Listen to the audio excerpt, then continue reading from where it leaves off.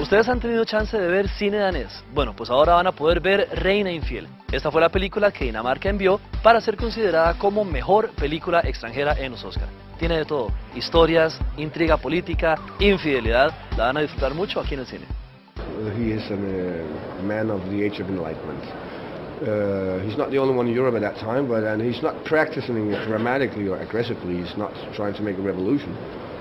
But then he gets a chance to work for the king, climb the social ladder, and he absolutely loves the king. There's something about this young man that he wants to help. He wants to open up the king because he's a solid, closed, sick person at the time. And doing so, he discovers that people are manipulating the king in all kind of directions. So he starts to, pushing the king to stand up for his rights.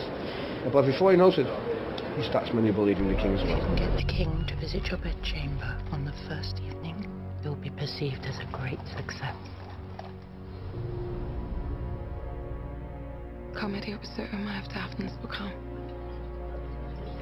Jeg, kong Christian den 7. erklærer hermed krig mod lort. Strunes, hvad vil du sige til at skifte stilling? Hvad er det for en stilling? Kongens livlag. Jeg kan godt lide at drikke, jeg kan godt lide luder med store bryster, og jeg kan godt lide at slås. Og hvad er der galt i det?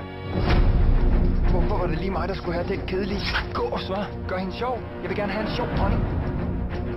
Jeg tror ikke, de selv er klar over, hvor meget indflydelse det har på Christian Struense. Jeg tror, du kan blive en fantastisk konge, Christian.